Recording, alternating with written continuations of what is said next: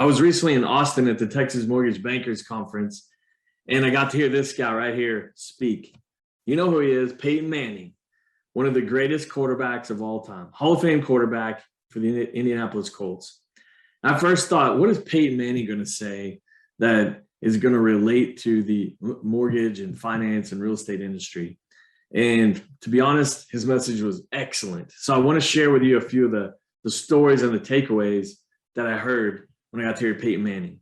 First thing they asked him was, how do you deal with the pressure of being an NFL quarterback? And he said that he learned early in his career that he wasn't the most athletic. He wasn't going to throw the ball further than anybody else. He definitely wasn't going to run faster than anybody else. So he knew that he had to outwork everybody and out-prepare them. He once had a coach tell him that he wouldn't be able to run out of sight for a week. I thought that was pretty funny. But he knew that he had to out-prepare everybody. And we knew, all of us fans, anybody around him knew that Peyton Manning was prepared. That's the one thing you could say about him, is he put the time and the work in. He's famous for saying Omaha at the line of scrimmage. And what that meant was that was an audible. He would see what the defense's coverage is, and then he would say Omaha, maybe a couple other things, but his teammates knew to change the play. Well, they didn't just decide when he said Omaha what they're going to do. They had prepped and prepared for hours. They all knew exactly what each other was going to do when he started making those calls. I thought it's interesting that we sometimes need to make an audible in our business, sometimes in our life.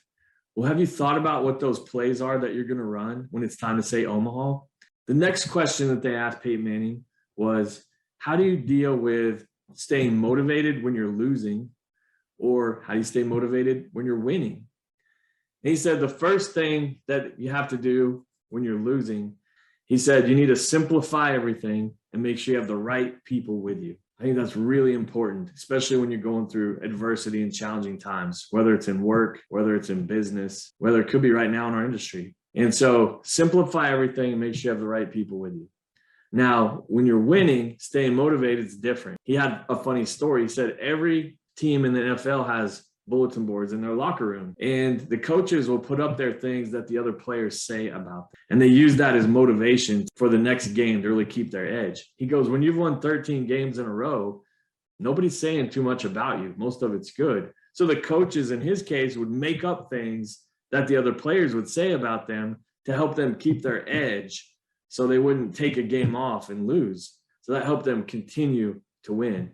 His advice was to be creative and find ways to keep your edge, to keep your motivation when you are winning. He has 4 keys to success that he shared with us, and I think they're important, but they all work together. The first one is you have to have the ability to do your job.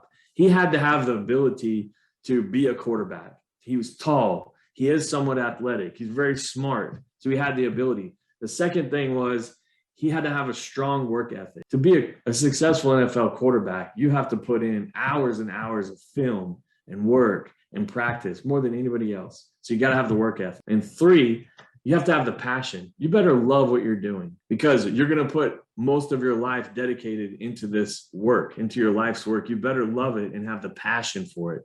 And number 4, it was accountability. And that's the one he talked about most, is everybody's depending on you. You better be accountable and be the type of person that shows up early, last one there, and everybody can depend on. Those were his 4 keys to getting ahead in, as a quarterback, but also use those in our life. And the last thing was, Peyton Manning got injured later in his career. He was asked, how did you overcome that adversity? And the first thing he said is, no matter what, don't go through adversity alone. He had the best doctors, the best coaches, the best people around him to help get through his injury and then his prep work to get back to the NFL. And the second part was you had to be flexible and adaptable. After he was injured, he had a neck injury.